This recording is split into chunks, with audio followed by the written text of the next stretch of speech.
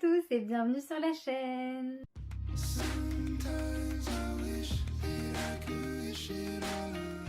On se retrouve pour ma dernière vidéo de recommandations parfaites pour l'été et on s'attaque aujourd'hui aux bandes dessinées parfaites pour l'été. Alors vous allez voir, c'est des bandes dessinées dont j'ai déjà parlé sur la chaîne, mais ce sont des vidéos qui datent un peu et moi ça me permet de vous reparler de ces coups de cœur, de ces livres que j'adore et comme ça me permet de vous encourager encore plus à les lire. Encore et toujours des pépites, des bandes dessinées qu'il faut découvrir sans attendre.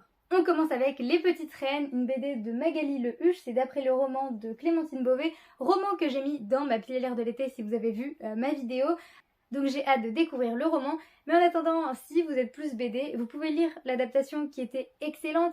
Alors je ne sais pas en termes d'adaptation si elle était excellente puisque je n'ai pas lu le livre, mais j'ai adoré cette bande dessinée. Depuis 2 ans, Mireille Laplanche était élue Boudin d'or du collège Marie Darrieussecq de Bourg-en-Bresse. Mais voilà que cette année, Akima Idriss Boudin d'argent et Astrid Blomval Boudin d'or sont devant elle. Mireille, qui refuse d'être une victime et qui a de la suite dans les idées, propose à ses compagnes d'unir leurs forces et d'entamer un voyage à vélo jusqu'à Paris pour se rendre à la garden party du 14 juillet de l'Elysée. La revanche des Boudins a sonné. C'est une histoire un peu déjantée, un peu folle, mais très amusante, mais aussi nécessaire puisqu'elle aborde des sujets importants, des thématiques très importantes. On parle de rapport au corps, on parle du dépassement de soi, grâce à ces 3 héroïnes qui sont très attachantes, qui vont se lancer dans cette aventure complètement dingue, et elles vont prouver qu'elles ne sont pas que des boudins. J'ai adoré, j'ai beaucoup aimé les dessins qui conviennent parfaitement au style de l'histoire. C'est très fort, c'est très beau, c'est un récit qui ne s'oublie pas, et c'est très chouette pour passer un bon moment, pour sourire, pour rire au milieu de l'été. Une bande dessinée maintenant dont je vous ai souvent parlé, c'est Anna et l'Entremonde de Marc Dubuisson et Style. C'est chez Glénat, il y a 4 tomes, c'est une saga terminée. C'est un bon point pour pouvoir vous lancer et la lire d'une traite. Et c'est génial pour l'été. On plonge dans un autre monde, mais on commence ici sur la mer, on commence sur un bateau. Donc on a cette ambiance un peu estivale. Et surtout, on a un univers qui met des étoiles plein les yeux, des personnages très attachants. L'imagination des auteurs est débordante et incroyable. On va suivre ici Anna et Domingo qui sont 2 orphelins qui ravitaillent les navires qui font halte au port de Las Palmas. Mais alors qu'ils chargent la Santa Maria, un des navires, ils se retrouvent embarqués dans la fameuse expédition de Christophe Colomb, direction les Indes. Malheureusement pour eux, dans cette version de l'histoire, la Terre est plate, donc ils arrivent aux chutes du bout du monde et ils se retrouvent à ce moment-là dans un univers fantastique peuplé de pirates en tout genre, un univers qui s'appelle l'Entremonde. D'aventure en aventure, Anna, désormais séparée de ses amis, va devoir s'adapter à cette nouvelle contrée insolite. Elle va devoir apprendre ses codes et apprivoiser ses curieux habitants. Peu à peu, elle va réaliser qu'un personnage menace l'Entremonde et que celui est encore plus surprenant qu'elle ne le pensait. Donc voilà, une aventure pleine de péripéties que vous ne pourrez pas oublier, que j'ai adoré déjà pour l'histoire, pour l'intrigue. C'est très surprenant, il y a des retournements de situation, il y a beaucoup d'action. Les personnages sont aussi originaux qu'attachants.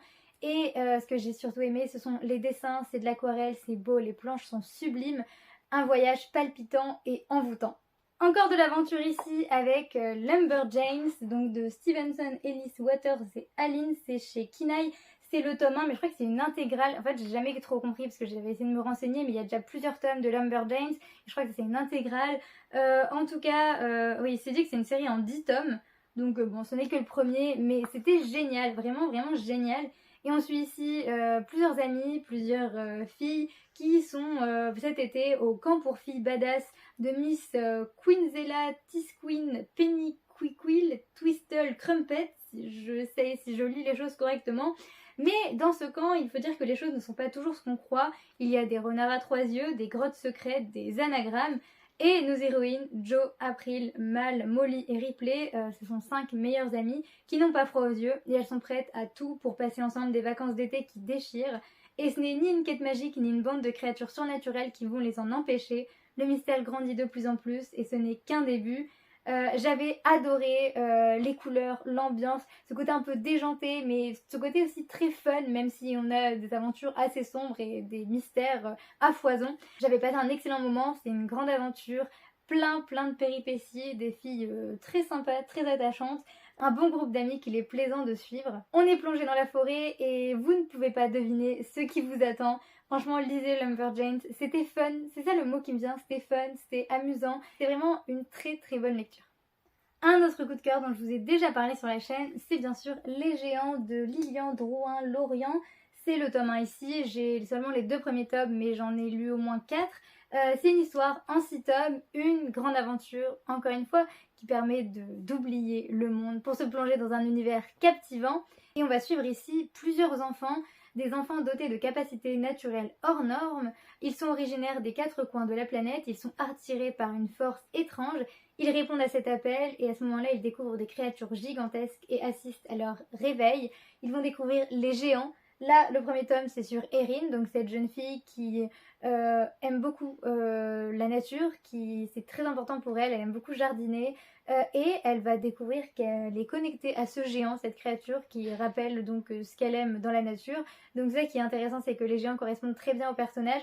Le tome 2 aussi était génial puisqu'on découvre un autre personnage et son lien aussi avec le géant est très intéressant.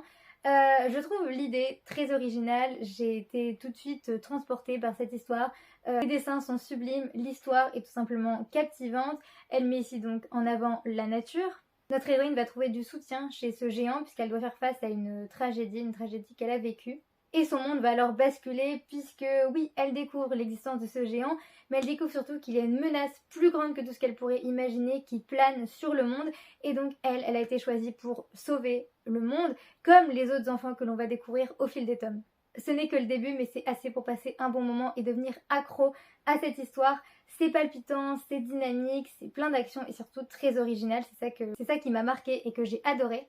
J'ai très hâte de continuer, comme je vous ai dit, j'ai lu les 4 tomes qui ont tous été excellents, mais j'attends la suite parce que j'imagine qu'après les personnages vont se rencontrer et j'aime ça quand après ils sont tous liés et qu'ils vont devoir s'unir pour combattre cette grande menace. Franchement, une saga jeunesse qui vaut le détour. Pour un peu d'aventure aux côtés des pirates, je vous invite à découvrir Jim Hawkins, donc c'est publié chez Ankama. C'est de Sébastien Vastra, c'est le tome 1, c'est encore une saga, je crois que c'est une trilogie et je n'ai toujours pas lu les autres alors qu'il faut que je lise les autres puisque j'ai eu un immense coup de cœur pour celui-là. Après les histoires de pirates c'est quelque chose que j'adore donc je savais que j'allais adorer et passer un très bon moment. Et on est ici sur une réécriture de L'île au trésor de Robert Louis Stevenson si je ne me trompe pas. Oui, c'est inspiré de L'île au trésor de Robert Louis Stevenson. Et le parti pris de l'auteur, je l'adore parce que c'est le fait que les personnages sont des animaux anthropomorphes qui parlent, qui mangent, qui sont comme des humains.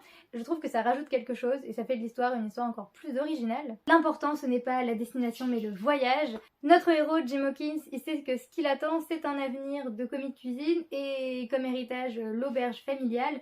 Donc il sait qu'il ne restera pas longtemps sur la terre ferme parce qu'il n'a pas du tout envie de ça. Son regard, il est ailleurs, tourné vers cette ligne de mer posée sur l'horizon, promesse d'inconnu et de mystère. Il suffirait juste d'un pas vers l'océan pour embrasser cette vie et devenir un autre. Il suffirait peut-être même d'un coup de pouce du destin ou de Bill Bones, ce vieux loup de mer fraîchement débarqué avec sa précieuse carte pour que Jim bascule dans le tourbillon de l'aventure. Mais s'il y a une chose dangereuse en ce bas monde, c'est bien de posséder une fortune sur un morceau de papier. Alors là, c'est le début de cette grande aventure. Et je ne me rappelle même plus de comment ça se passe puisque je l'ai lu il y a longtemps, mais en fait je dois lire la suite puisque c'est le début de l'aventure et c'est prenant et en plus les planches sont magnifiques. C'est une histoire qui tient en haleine, addictive et puis les personnages sont attachants, très touchants, ils ont leur passé, leur profondeur. J'ai passé un excellent moment, c'est tout ce que j'aime dans les histoires de pirates et ce que j'aime encore plus ce sont les dessins qui sont magnifiques. Je vous dis, il y a des planches, mais c'est sublime. Donc c'est très immersif encore une fois. C'est une histoire qui nous en met plein les yeux. Ensuite, j'ai encore envie de vous parler de la saga Dérangée de Manon et Greg Blondin, publiée chez Bamboo Éditions. Alors là, il y a 3 tomes. Les 2 premiers se suivent, le 3e peut être lu indépendamment. Et c'est une histoire inspirante, une histoire qui fait du bien, une histoire lumineuse qui parle de la vie, tout simplement. De la vie que l'on vit tous et ça. Et c'est donc un livre qui peut faire écho. Notre héroïne, Fleur, est dans une mauvaise passe. Sa petite voix lui dit qu'elle doit se ressaisir, qu'elle doit remettre en question certains aspects de sa vie, qu'elle doit manger plus sainement, qu'elle doit faire de l'exercice. Elle lui demande simplement de prendre soin de son corps et de sa tête, mais Fleur, elle n'écoute pas. C'est alors que Lynn, sa petite voix, apparaît subitement dans sa cuisine. et avec une seule mission, que Fleur prenne sa vie en main pour devenir celle qu'elle a toujours voulu être. Loin d'être moralisateur, c'est un livre qui est comme une leçon de vie, qui est plein de sagesse, qui est drôle aussi, ça fait sourire. Les planches aussi sont magnifiques, les dessins sont incroyables, les couleurs, c'est pétillant, c'est beau. Et comme ça parle de plein de choses universelles, et bien ça ne peut que toucher. Et j'ai adoré ce premier tome, le deuxième tome est une très belle suite. Le troisième s'intéresse à un autre personnage avec une autre histoire et c'est pas du tout redondant, c'est encore une fois une réussite. Donc vraiment Dérangé a été un immense coup de cœur pour son ambiance, pour ses dessins et pour toutes les émotions, les sentiments que l'on ressent quand on termine cette lecture. Je n'ai pas pu résister à l'idée de mettre un de mes plus gros coups de cœur dans cette vidéo de recommandation. Alors j'ai envie de vous parler de Heartstopper de Alice Oseman. Bon là c'est la version anglaise mais il y a 6 tomes qui existent dans la version française évidemment. C'est un roman graphique donc c'est plus gros qu'une bande dessinée. Mais c'est surtout une histoire mais extraordinaire, une histoire qui m'a marquée au plus profond de mon cœur. Une histoire qui fait partie de mes livres préférés. Il y a peu de choses qui peuvent surpasser Heartstopper. C'est adapté en série et la série est géniale. Il y a le film aussi qui est l'adaptation du 6e tome. Donc il y a tout ce qu'il faut pour passer un excellent moment. C'est simplement, entre guillemets, l'histoire de Nick et Charlie, 2 élèves qui vont se rencontrer et qui vont devenir amis et ensuite tomber amoureux. Mais si vous saviez tout ce qui se cache à l'intérieur de ces romans graphiques, lisez Heartstopper, en fait je n'ai pas d'autres mots. C'est doux, c'est beau, ça aborde beaucoup de sujets avec l'orientation sexuelle, avec la sexualité en général, avec la santé mentale aussi beaucoup, l'avenir, l'amitié, l'amour, la vie, tout simplement, la famille. C'est très très riche, très complet, mais tout est abordé avec justesse, sensibilité, ça s'adresse à tout le monde et c'est beau, en fait c'est simplement beau et Nick et Charlie sont trop mignons, ils sont adorables, on ne peut que fondre devant cette relation qui a des hauts, qui a des bas, mais qui est en fait inspirante et sublime. Il est impossible de ne pas tomber sous le charme du travail d'Alice Oseman. J'ai passé un moment mais inexplicable en lisant chacun des tomes, même en regardant la série qui est une excellente adaptation. Donc lisez Heartstopper, ça peut encore une fois vous donner du baume au cœur pendant cet été, vous faire fondre parce que la romance est trop mignonne, mais il y a des moments plus sérieux, plus sombres, mais c'est contrebalancé, il y a toujours l'espoir de la guérison, tout est absolument parfait. Et pour finir, je vous invite à plonger dans Lou de Julien Nil. J'espère que vous connaissez cette saga, il faut connaître cette saga, ça m'a accompagnée pendant des années, ça a accompagné beaucoup de gens durant leur enfance jusqu'à leur adolescence. Je la mets dans cette sélection puisque c'est le genre de saga qui remplit de nostalgie, qui fait du bien, qui est colorée, pétillante, très très belle et encore une fois c'est une immense pépite. Pas besoin de faire compliqué au niveau du résumé, on suit Lou, cette petite fille blonde, dans sa vie, dans son quotidien. On commence par des gags dans le premier tome, mais après, dès le deuxième, on a une histoire qui se déploie encore plus, avec une continuité, même si le 1 n'est pas détaché des autres. Ce qu'on a dans le 1, on en parle aussi dans les autres tomes, mais il y a une évolution dans la manière dont le récit est fait, on évolue avec Lou. Lou va traverser beaucoup de choses, elle va réfléchir aussi à beaucoup de choses, et elle est très inspirante, très attachante. On peut se retrouver en elle dans ses réflexions sur la vie, sur sa place dans le monde. Il y a un côté philosophique que j'aime beaucoup. En plus, Julien Nil, l'auteur, a sorti une nouvelle saga qui s'appelle Lou Sonata, qui nous invite à suivre Lou dans ses années d'étudiante, donc les études supérieures. C'est très bien fait, c'est très riche. On parle d'amitié, on parle de la famille, on parle de la vie, encore une fois, tout simplement.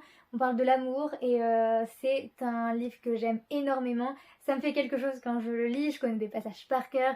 C'est vraiment une saga doudou, c'est pour ça que je la mets ici. Puisque c'est l'été, il faut passer des bons moments pendant cette période. Donc lisez Lou si ce n'est pas encore fait, je vous assure que vous ne le regretterez pas, en tout cas je l'espère. Mais sachez que c'est une BD incontournable qu'il faut avoir lu au moins une fois dans sa vie. Voilà pour cette vidéo recommandation, j'espère que ça vous aura plu, j'espère que ça vous a donné aussi des envies. N'hésitez pas à me dire dans les commentaires si vous avez lu ces bandes dessinées, si vous avez d'autres recommandations aussi à me faire. Ce ne sont pas forcément des bandes dessinées qui se passent en été puisque j'en ai pas vraiment, mais si vous en avez, je prends. Je suis très contente d'avoir pu faire cette année toutes ces vidéos de recommandations pour l'été, j'étais très contente de vous partager tout ça et j'espère que ça vous a plu à vous aussi. J'espère que vous faites de bonnes lectures, que votre été se passe bien et je vous dis à la prochaine dans une prochaine vidéo. Salut!